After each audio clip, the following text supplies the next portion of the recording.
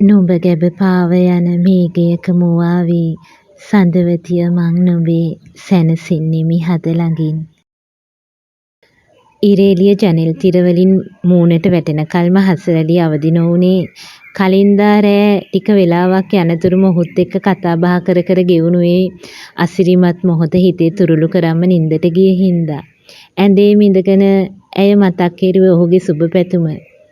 මේ උපන්දිනේ අමතක වුණත් ඔහු ඒ උපන්දිනේට පළමු සුබ පැතුම අරගෙනයි කතා කෙරුවේ. කටින් ආදරෙයි කියලා හරියටම නොකිව්වත් දැන් ඒ දෙන්න හරි ආදරවන්තයෝ වගේ. ආදරෙයි කියලා කියා ගන්නත් බැරුව ආදරේ නැහැයි කියලා නොකිය ඉන්නත් බැරුව මේ නොවිසඳුණු ප්‍රශ්නෙත් හිතේ තියාගෙන හසරැලිට ඉන්න උනේ දෙමව්පියන්ගේ කැමැත්තට ගෙනාපු යෝජනාවට පිටුපාන්න බැරිකම හින්දා. ඇඳෙන් නැගිටපු හසරැලිගේ ඇස් දෙකට එකපාරටම අහුනේ අර යෝජනාව ගෙනාවයි කියපු තරුණයා එවපු අම්මා ගෙනල්ලා දීලා ගිය තෑග්ග. බලලා මටත් කියන්න කියලා අනුහස් කියපු වචන ටික මතක් වෙච්ච හසරැලිට hina ගියා. පිස්සු කොල්ලෙක් කියලා තමුන්ටම කියා ගන්න ගමන් හසරැලි ඇඳෙන් නැගිටලා කාමරෙන් එළියට ගියේ රෑ ඇඳුම පිටින්මයි.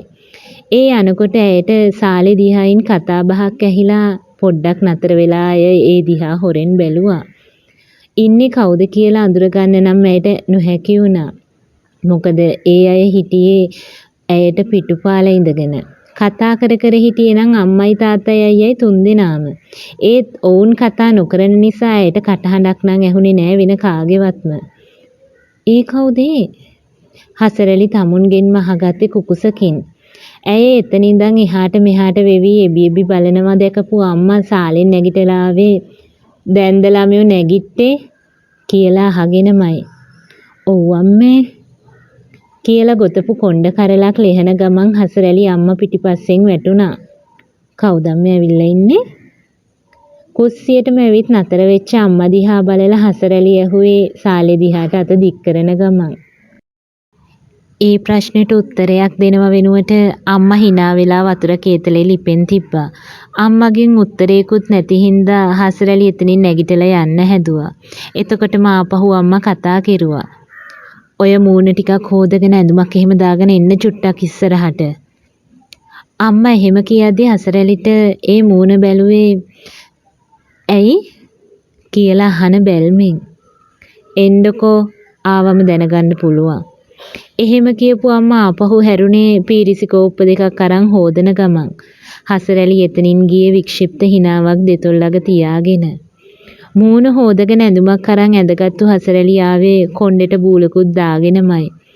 ඒ එනකොට අම්මා හිටියෙත් සාලේ. හසරැලි හිමීට ඒ දිහාට අඩිය තිබ්බේ හිතේ තෙරපෙන ගැහෙන සිතුවිලි සමුදායකුත් එක්ක.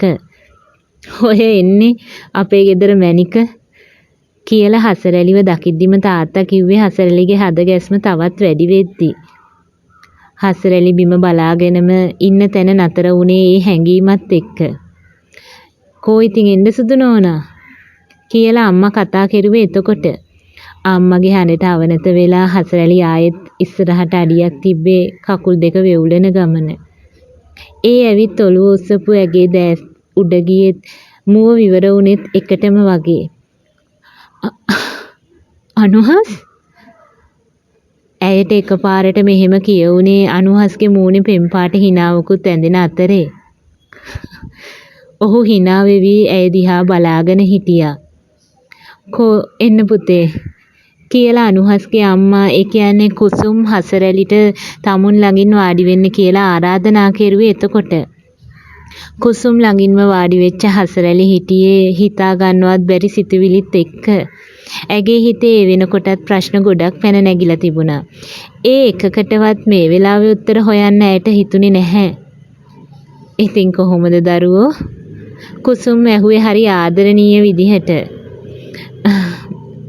"හොඳින් ඉන්නවා ආන්ටි" කුසුම්ට උත්තර දෙන අතරේ හසරැලි දැක්කේ අනුහස් hina වෙවි ඇය දිහා බලන් හිටපු එක. හසරැලි ඇස් දෙක අහකට ගත්තෙත් ලැජ්ජාවෙන්. "දැන් ඉතින් පුතා දන්නවනේ පුතාට ප්‍රොපෝසල් එක අරන් ආවේ කවුද කියලා නේද පුතේ?" හසරැලිගේ තාත්තා තමුන්ගේ දුව දිහා බලලා එහෙම ඇහුවේ මූණේ හිනාවකුත් තියාගෙන. හසරැලි උත්තරයක් නොදී තාත්තා දිහා බැලුවේ ඇස් දෙකේ කඳුළු පිරීලා තියෙනකොට. හිතින් ආදරේ කෙරුවෙත් ඔහුට කියන එක තාත්තට කියන්න හිතුණත් ඇය මුව පියාගත්තා. ගෙදරින් කැමැත්ත දුන්න යෝජනාවත් ඔහුගෙන් කියලා හැඟෙද්දී ඇයට උතුරා යන සතුටක් දැනුණා. වැඩිහිටියන්ගේ කතාබහ අතරේ හසරැලිටයි අනුහස්ටයි පොඩි වෙලාවක් කතා කරන්නත් ඉඩ ලැබුණා. ඒ ඔවුන්ගේ ජීවිතවල වඩාත්ම ආදරණීය මොහොත වුණා. දැන් මොකද හිතෙන්නේ? ඇයත් එක්ක තනි වෙච්ච ඒ ආදරණීය මොහොතේ අනුහස් ඇහුවේ හුස්මක් පවා වැදෙන තරමට ඇයට ලං වෙලා. ඒත් ඇයට නම් කියාගන්න කිසිම දෙයක් තිබුණේ නැහැ.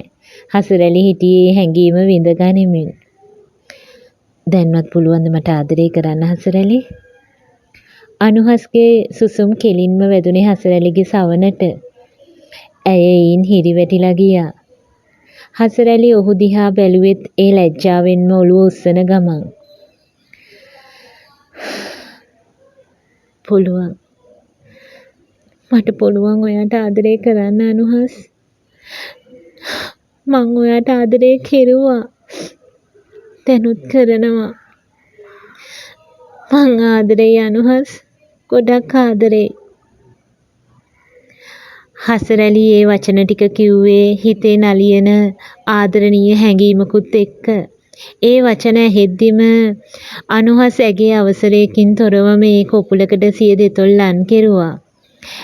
හරි නිවනකින් සැනසුමකින් ඇයේ හාදුව පිළිගත්තා. අම්මෝ මං කොච්චර කට්ටක් කෑවද මේ කටින් ආදරේ කියව ගන්න. අනුහස් කිව්වේ සැනසුම් සුසුමක් හෙලන ගමන්. ඒ කතාවට හසරැලි hina වුණේ හක බලාගෙන. ආදරේ කිව්වේ අද මං ගෙදරටම ආව හින්දානේ. අනුහස් ආයෙමත් ඇහුවේ ඒ දිහා ඍජුවම බලන ගමන්. එහෙමමත් නෙමෙයි. හසරැලි වචන ගැලපුවා කියන්න. එහෙනම් අනුහස්ගේ ප්‍රශ්නෙට උත්තරයක් දෙනව වෙනුවට හසරැලි ටිකක් ඔහුගෙන් ඈතට ඇවිදගෙන ගියා. අනුහසුත් ඒ පිටිපස්සෙන්ම ගිහින් ඇයට සමීප වුණේ ඇයව ඔහු දිහාට හරව ගන්න ගමන්. ඔයාට මං ගැන බය හින්දාද මට ආදරේ නොකිය හිටියේ හසරැලි? මුලදී නම් එහෙම තමයි. ඒ වුණත් ඔයා එක්ක කාලේ ගත කරද්දී මටත් දන්නේම නැතුව මං ඔයාට කැමති වුණා අනුහස්. හසරැලි එහෙම කියද්දී අනුහස් නිකටින් අල්ලලා ඒ මූණ ඉස්සුවේ. එහෙනම් ඉතින් ඇයි ඒක කිව්වේ නැත්තේ හසරැලි? කියලා අහන ගමන් මේ ප්‍රොපෝසල් එක අයියෝ ඒ හින්දාද? ඔව් මන් දැනන් හිටියේ නෑනේ ඉතින් මේ ප්‍රොපෝසල් එක ගෙනාවේ ඔයා කියලා. හසරැලි කිව්වේ අමනාපෙන් වගේ. අපරාදේ. මං ඉතින් පොඩි සර්ප්‍රයිස් එකක් දෙන්නයි අම්මටත් කිව්වේ ඒක කියන්න එපා කියලා. අපරාදේ දන්නවනම් කලින්ම කියනවා. කියපු අනුහස් hina වෙලා ඒ කොපුලකට සියුම්ව අතින් තට්ටුවක් දැම්මා. හසරැලි අර ඊයේ දුන්න බර්ත්ඩේ ගිෆ්ට් එක බැලුවද? අනුහස් එකපාරටම ඇහුවේ ඒක මතක් වෙලා. එතකොට ඇය hina වුණේ කට කොනකින්. ඇයි? ඒක මං ඇල්ලුවේවත් නෑ. හසරැලි එහෙම කියද්දී අනුහස් වික්ෂිප්ත දෑසින් ඇය දිහා බැලුවා. ඒ තරමටම ඔයා මට ආදරේ කෙරුවා කියලා මන් දැනන් හිටියේ නෑ හසරැලි. සෝරි. අනුහස් ඇගේ උරතලවලට දෑත් තියෙන ගමන් එහෙම කිව්වා. ඒකට කමක් නෑ ඉතින්. දැන් බලන්න. ඔයා චුට්ටක් කොහොම ඉන්නකෝ මං අරන් එන්නම්. කියපු හසරැලි දුවලා ගිහින් කාමරේ තිබිච්ච තෑග්ග අරන් ආවා. ඒ ගෙනාපු තෑග්ග ඇය ඔහු ඉස්සරහදිම විවරත් කෙරුවා. තෑග්ග දැකපු හසරැලිට පුදුම හිතුණා. ඇය ඔහු දිහා බැලුවේ හිතා ගන්නවත් බැරි වෙනස්ම සිතුවිල්ලකින්. මේක හසරැලි පුංචි ලේන්සුව අතට අරගෙන මූණට තියාගත්තේ හරි ආදරෙන්. ඕක ඔයාගේ. එතකොටම අනුහස් උත්තර දුන්නා. ඔව් ඒත් මේක කොහෙන්ද ඔයාට? හසරැලි ඇහුවේ දෙගිඩියාවකින්. මේක මට හම්බ වුණේ ඉස්සෙල්ලාම ඔයාව මට හම්බ වෙච්ච දවසේ. මතකද ඔයාට?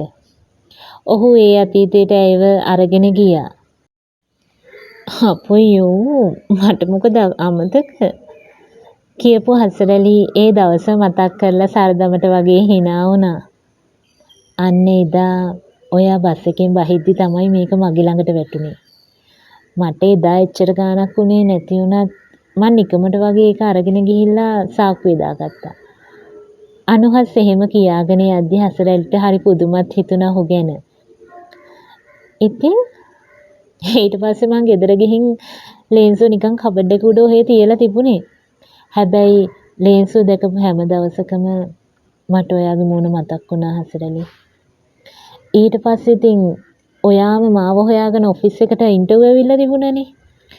අන්න ඒ දැක්කට පස්සේ තමයි දන්නේම නැතුව අර ලේන්සුවේ අයිතිකාරට මං ආදරේ කරන්න ගත්තේ. අනුහස්ගේ ආදරණීය වචන හසරලිගේ හිත තව තවත් ඔහුට ලං කෙරුවා. ඉතින් මං ආදරේ කරපු ඒ කෙල්ලට මං ආදරෙන් පරිස්සම් කරපු ඒ පුංචි ලේන්සුව ආපහු දෙන්න හිතුවා. හොඳයිනේ. අනුහස් ඇහුවේ ඇගේ ඇස්වලට එබීගෙන. හසරලි hina වෙලා ලේන්සුව තමුන්ගේ පපුවට ලං කරගත්තේ හරි ආදරයකින්. අනුලගේ ප්‍රේමචන්ද්‍රගේ ආසාව උනේ තමුන්ගේ දුවගේ පුතාගේ දෙන්නගේම විවාහය එකම දවසකට යොදා ගන්න. ඒකට අනුහස්ගේ ගෙදරිනුත් කැමැත්ත ලැබුණා. ඒ වගේම නුවන්ගිරිගේ ගෙදරිනුත් ඒකට කිසිම විරුද්ධත්වයක් තිබුණේ නැහැ.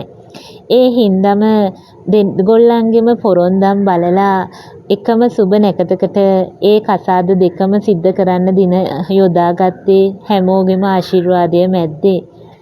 හසරලිගෙන් හිස් වෙච්ච අඩුව පුරවමින් නුවන්ගේ ඒ ගෙදරට ආවෙත් තවත් ගෙදරකට සතුට අරගෙන හසරලි අනුහස් එක්ක ගියෙත් එකම සුබ නැකතකට පෝරු මස්තක වෙලා. සුන්දර සිහින ස්නේහවන්ත මතක තුරුළු කරන් හසරලිත් අනුහසුත් සදහටම ඔවුන්ගේ ආදර කැපැල්ලේ නවාතැන් ගත්තා. පොපියන කුසුම් සුගන්ධවත් මකරන්දයෙන් නහවමින් ඒ සොඳුරු කැදැල්ලේ පුංචි කිරිකැටියෙකුගේ සිඟිති සිනාහනින් පිරීලා ගියේ ඒ ආදර හිත්වල සතුට තව තවත් වැඩි කරමින්. පරිච්ඡේද 10ක් පුරාවට සඳට මුවාවේ කතාවත් එක්ක එකතු වෙලා හිටපු ආදරණීය ඔයාලා හැමෝටම ගොඩක් ස්තුතියි. ඉතින් තවත් අලුත් කතාවකින් ඔයාලගේ ඉස්සරහට එන බලාපොරොත්තු වෙමින් අදටමත් සමුගන්නවා යාළුවනේ. එතකල් සතුටින් පරිස්සමින් ඉන්න.